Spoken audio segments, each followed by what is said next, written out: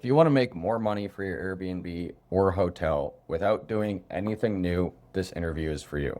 I hopped on a call with Ryan and Jordan from Outlier Stays, and they walked me through what is called Airbnb Listing Optimization. I'm not going to get too much into what Airbnb Listing Optimization is because that's what the episode is about, but essentially it's a process that people use to update their Airbnb listing to stand out amongst their competitors. As a result, they will get more bookings. I was really excited to do this interview because I've been on a lot of calls with rental operators who come to us for more bookings. And by the end of the conversation, I've essentially pointed them in the direction of Airbnb listing optimization because in reality, they didn't need to do anything new to get more bookings. They just had to do better at what they were already doing, which is what Airbnb listing optimization is. Okay, I'm going to stop talking. Enjoy the interview. Let's imagine I walk up to you at a hotel bar. You're sipping on your Sprite. I sit next to you, and I go, the old bar top conversations. And I ask you guys, and whoever wants to go ahead. I ask you guys what you do for a living, and you assume I know nothing about the industry. How would you explain to me what you do for a living? Yeah, I think the easiest way I can explain it is we help people make more money on Airbnb. I don't know if you have anything more to add to that, Rye, but in simplest terms, that's where my head goes. I use the term surgeon. When people Mm, ask me that question, I'm asked that a lot, not in that context specifically, Scott, if you're at a bar, but in regards to what we do. And I always use the term surgical, I guess. And really, our job is to diagnose. It's like an exploratory surgery, if you will, right? It's diagnose the problems, it's find the problems, and remove the blockers in doing that. So, um, when Jordan and I started out to really build this business, the goal for us was to, at least for me, was how do we build like an if-then statement, right? How do we build out all the levers, right? If it's this, you do that, and if it's that, you do this, right? What we've quickly found, and what everybody finds, is that there's not similarities in every single listing. mm. And you just got to get in there. You got to figure it out. You got to twist the knife a little bit, if you will. Um, and it's different in every specific place. We've had properties who've done very well in this category in the same city. One next to it is just a different dynamic for a plethora of different reasons. But to answer that question, I guess I would say we are the surgeons. We are surgical. We find the problems and we diagnose them. Yeah, I think to help people understand what that means, uh, maybe maybe if you could describe what your job, like what the desired outcome is for all your clients. Could you describe a little bit about that? Yeah, so to Ryan's point, which I like his answer a lot better than mine, um, it really is going deep under the hood with any specific client's listing. Um, Unfortunately, there is no magic bullet in this industry. And in fact, as you think about 2026, 2027, and onward, that idea of a magic bullet is getting further and further behind us because competition is um, becoming more and more of a harder blocker to overcome. So for us, it really is going deep, deep underneath the hood and uncovering where the problems persist. So for us, that's doing a massive audit. We're up to about 140 different points that we're looking at for a particular listing and property. And again, that's listing, so the things that you're putting out there in front of potential guests, as well as the property, your actual property, right? Sleeping arrangements, amenities, how you're comparing to market comps. The list goes on of how many things. So really doing a deep dive into, all right, what's the foundation of this listing? Um, we're also looking at who's your target market, right? So if, as a high level example, if your property is set up really well for families, but families are not the desired target for you, that's going to maximize your revenue. We're kind of missing the mark there. We're not really speaking to who we should be speaking to. I know when it comes to guest avatars, that term gets thrown around a lot. The biggest difference that we've seen is this is not a ChatGPT AI generated, stick a listing in and see what it spits out. It's really going deep there too. So again, 15 different points that we're looking at to really identify exactly who we should be targeting there. And then once we have all that information kind of gathered together, we've gone through your listing, your property, competitors, your market, understand who we should be targeting. Once we have all of that, that plethora of information in front of us, then we start building out your listing. And three things that we really try to get across to potential guests is, number one, we want to entice. That's part of marketing, right? Is to entice someone to do something. So we want to entice them to book. We want to answer questions. So we want to remove friction points throughout the journey of a potential guest. And then we want to rank high, right? So if you have the first two, but you aren't showing up anywhere, obviously you're not going to make any money. You're not going to do well. So all three of those things is kind of the culmination on the listing side. And then right next to that is the pricing optimization. So understanding exactly how to price, when to price, understanding the booking windows, the ins and outs of dynamic pricing. Can we dive into those three things a little bit? So Absolutely. can we do something a little fun, like a real life situation? Let's do And it. then you help me with my imaginary listing. So let's say I have a listing in the Boston area. Let's just call it the Boston area just to keep it broad. Sure. I come to you, maybe what's a common situation for you? My bookings are down or they were never good? Which one? Bookings have slowed down. Okay, so let's imagine my bookings have slowed down. I'm in Boston. How would you start? Yeah. And Ryan, feel free to jump in. I know you're on the front end of a lot of these listings yourself, but that's the hard part in this industry. I'm going to go back to it again. Like the magic bullet thing just doesn't exist. And so if you're just looking for advice based off of, you have a listing in front of you, obviously we can look at the things on the front end, right? I can get an idea based off of if you don't have the stats to back up, your visibility, your conversion, market comps, all that kind of stuff. You don't have that stuff in front of you. And we're just talking about, again, meeting at a bar and you have a listing, we want to help. The things that I'm going to look at for me personally, I'm looking through on the marketing side. First and foremost, are you enticing guests to book? So, the tried and true title, cover, top 5, those are most important. I'd even go to top 10 as well. We noted about 80-90% of those that are scrolling through a listing, they're going through about the top 10. So we focus on that. Within the listing body itself, continue on that journey. So we're taking a guest through a journey. Are you enticing them, in what they can see immediately? And then further down, are you able to answer questions about the specific property, envisioning, okay, I'm going with, Aunt Sally and her kids, where are they going to sleep? What's important to them? So answering those questions in the body. And then some other sneaky things that we've kind of been discovering a little bit more, I'd say tail end 25, 26 is a lot of those that have a listing that has been doing well. So back to your question, bookings are down. Those that have been doing well and bookings are starting to suffer a little bit. Been noticing a lot of, specifically around PMSs, a lot of like legacy discounting and length of stay parameters that are starting to either be forgotten or getting overridden by new things. So we're almost seeing like this pattern of you almost don't know what your average length of stay or what your length of stay parameters should be. You almost don't know exactly what your pricing is going to be. Like we're doing some ridiculous calculations on the back end to try to add all this stuff up sometimes because you might think that you're pushing out $500 price, but in reality it's $750, $800 after fees, cleaning fees, management, pet fees, per guest stuff. So I go on and on, but really point being, the idea of that magic bullet is just really hard to find. And without going deep into the data right now, it's just very hard to understand exactly because everybody's different, right? Everybody's problem is a little different.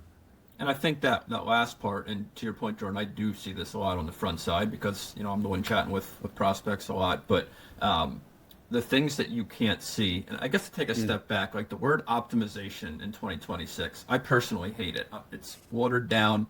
I'm over it because it has this perception of this like deliver it to me and it's done type thing. And that's not what optimization is. That's not how optimization works. You, me, or anybody cannot be right 100% of the time and say, this is the cover photo. This is the headline, right? It's testing, right? You got to put it out there to see what happens. But one of the things that I see a lot of times is that people come to us and say, hey, is my listing optimized? How much more money can it make? When you start to pull back the onion, right, there's so many different levers that go into that. A big one that we see a lot of times is things like policies and procedures. Jordan runs our product team, and I'll be the first to say, back in our infancy more, I used to see recommendations that he would make to clients, and he is a self-proclaimed pusher. And what I mean by that is we push folks, obviously, to do the things that are going to move the needle. Now, that's, you sit back and you say, well, is that a $10,000 investment? Is there investments? Is there amenity opportunities? A lot of times, for sure. But a lot of times it's simple things. It's policies, it's procedures, it's cancellation policies. So the things that we can't always see from the outside until we get in there, it's the PMS settings, it's the discounting structures, it's the fact that you have 2 1-star reviews. These are all things that change the dynamic of what it takes when you go into surgery, if you will, right? It changes the game in regards to what the specific parameters are. So going back to what I said initially, a lot of times it's get in there and it's figure it out. There's some top tier things that are often challenges. I've met with someone not too long ago that had their calendar blocked and they didn't know why they weren't getting bookings. Well, that's a pretty good indication why, right? So you just got to get in there. You got to get your hands dirty and you got to figure it out. So simple answer is basically what we're both saying. Very easy. Yeah. Is this an ongoing thing, or can you usually set it and forget it? Ongoing. Yeah. Usually How a lot of, How often do you guys like to touch an account? so it again depends on how we're doing. So if, in that diagnostic phase, think about it to use Ryan's analogy, think about it like a surgery, right?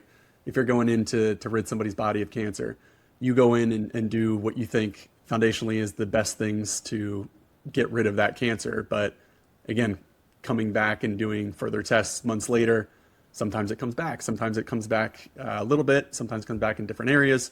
So it's really like pending how well the reception is right out of the gate for your listing, based off of all the things that we're gonna change. That really determines how much is needed down the road. We're not big on tinkering. We're not big on wasting time if it's not needed.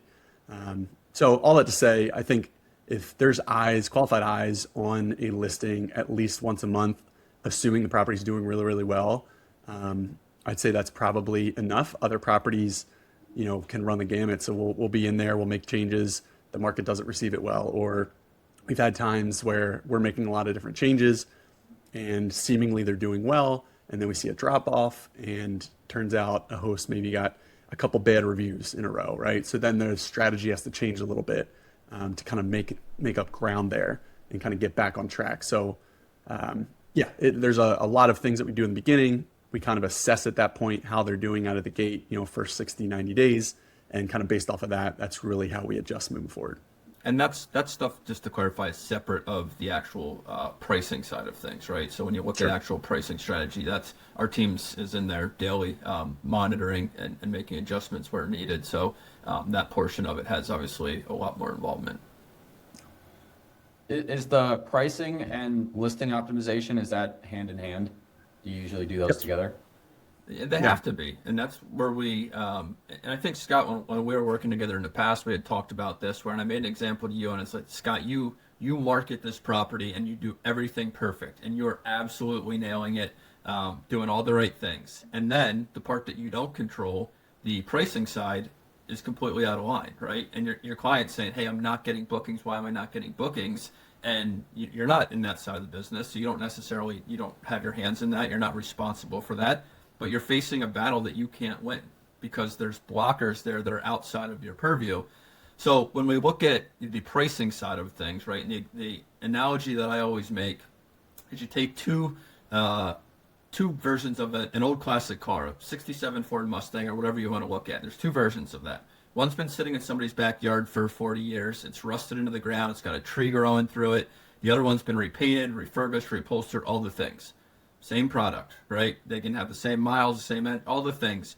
They do not command the same price point. So a lot of times people want to jump into this pricing strategy and try and price something that is version A of the 67 Ford Mustang, and you're just never going to get there. You're never going to maximize, right? So if I'm just managing your pricing, I have tunnel vision. And when things aren't going well, what levers do I have? Well, I can drop your price and I can drop your length of stay. Nobody wants to have to do that, right? It's like selling a widget, right? It's you can drop your price, you can drop your margins, and sell more and make the same amount or less money. That's not where you want to start, obviously. So they have to go hand in hand, in our opinion. They're together. Yeah. Yeah, because again, to his point, revenue is made up of price times views times conversion. So if one of those levers is out of whack, how are you going to quantify what changes to make? Where is that going to come from? So kind of having a good idea on all three fronts is really crucial. Obviously, pricing is a huge deal. So is visibility. So is conversions. How do you guys figure out what pricing should be? What's your data source? So we go deep into comp analysis. That's a huge part of it. And then what the properties, how it's coming to us. So give a couple examples. We have some clients that have come to us with a plethora of rich revenue data that we can tie back to, and maybe have bookings already. They're booked out for the entire summer, 7, 8, 9 months out. In that sort of scenario, after we do our comp analysis, after we review, going through, okay, average length of stay for the market, all the different levers that we can pull in customizations in Price Labs. After we go through all that, then it's determining, okay, what's already on the books, and based off of that data, how do we adjust? So if they're really booked out pretty far out in advance, then we know we can go after some really high ADR numbers. If it's the opposite, then maybe we got to come in a little lighter. And so that initial phase, that initial onboarding phase, pricing for that typically is much different than kind of phase two once we're with a client for 6 months, 12 months, 24 months down the road. With the this is the last question I have. With the current landscape of Airbnb, it's like you guys said in the beginning, it's competitive. Bookings, from what I've heard, are dropping kind of across the platform for most people we work with. How can somebody, for the rest of 2026, going into 27, even 28, how can somebody win? So I'll say, to me, I think the main theme that I see as for 2026 and beyond is sophistication and intentionality, and treating your listing like a business. I think those are kind of the three things that, look, as we kind of parallel how this industry is going versus how the rise of Amazon and the rise of e-commerce, the trends typically, they follow the rise of the internet, that the trends follow that same kind of curve. So we're now getting into the laggard phase where really getting dialed in is going to make a difference. But if I could leave just one piece for those out there that really are looking for something to help drive bookings, to me it's making your property unique. So what are those unique levers that you can pull that are going to be much different than anyone else in your market, and then how do you showcase them intentionally? A lot of people will have a petting zoo at their place, or a farm stay or something that is really unique, and for me, like, the hardest part is seeing that stuff, and it's just not, it doesn't get across to a prospective guest well, or it's hidden, or, it makes it seem like, is this actually part of the listing? Like, that kind of stuff kills me, because you have such a rich experience that you can relay to potential guests, and they're not getting it. So I think having that uniqueness is only going to help you moving forward, and then ensuring that it's shown intentionally to your guests, featured well, explained well to your guests. I think those two things really, really can help. And then momentum. That's a real thing in this industry. So if you can get momentum on your side, that is a massive lever for you as well. I think to go off of that, and Scott, let's just do a fun little exercise here. To answer that question of what Jordan just said, you see 3 screens in front of you right now. one is not like the others, right? If we're at 3 short-term rentals right now, which of these has your interest? What's different? What stands out to you when you look at these backdrops? What is not like the others? We talked about at the beginning of this call. You said we have 3 strings, one is shorter than the other, or am I talking about how you got a whale on your background? We're talking about the fact that I got a whale in the background. Talk about right? it as well. Yeah, So, both. so I if mean, there's if there's 3 listings both. here, right, and we're looking through these and we're scrolling through and we get what's the word I'm looking for here? Not analysis paralysis, but you see white and you see gray and you see beige, and it's the same thing over and over. And all of a sudden, somebody got a whale in their background, right? Pow! Right in your face, a whale. That's drawing your attention, right? So to go off of the differentiation phase of things, that would be my pick, right? It's differentiating within your market because there's plenty of short-term rentals. If people want to go and rent a house or rent a room, there's plenty of options. But what we're seeing is that it's differentiation. It's being wild. I use the example of I'm not going to put a giant pink flamingo in my house, but for a short-term rental or something that's trying to draw attention, these are the type of things that stand out. So you got to be a little wild. You got to be a little different. You got to put time and money and effort and emphasis into design and presentation. And then to Jordan's last point, traction is a real thing at the end of the day. And depending where somebody comes to us, and if you're in the dark, deep depths of the algorithm and you need a way to get out of that, it can be painful to start. Like, you need to get traction. You need to get bookings. That's what the algorithms want to see. They want to see results. They want to see influxes of bookings coming in, right? So you have to get out of that hole. Sounds simplistic, obviously, but that's a large portion of getting to where you want to be. I'll kind of just recap one thing that you said. You gotta stand out, going off your whale background. That's what we say at our agency all the time too. It's like you have to look different than everybody else in your area. Yeah. And better yet, be something people have never seen before. And I personally have never done a podcast with somebody with whale in the background. Well, there's a first for everything, Scott. Here you are. That's a You're good, living it, buddy. that's a good way to cap it off. Ryan and Jordan, if people want to work with you, get in touch with you, do anything, where should they go? We have intake form on our website, outlierstays.com. You can find us there, submit information, and schedule a call with us. We're happy to chat about what you have going on about your listing. It's a no obligation call, discovery call. Get on, we'll chat. We'll tell you if we don't think we'd be a good fit for you. All you have to risk really is a few minutes, 15, 20 minutes of your time. We'll have a conversation. If it's a good fit, we can talk about what that looks like. Not, appreciate it. We learn something every time we talk to somebody, and it's always fun doing that. Sweet. Thanks, guys. All right. Thanks, Scott. Thanks, Scott. Boom.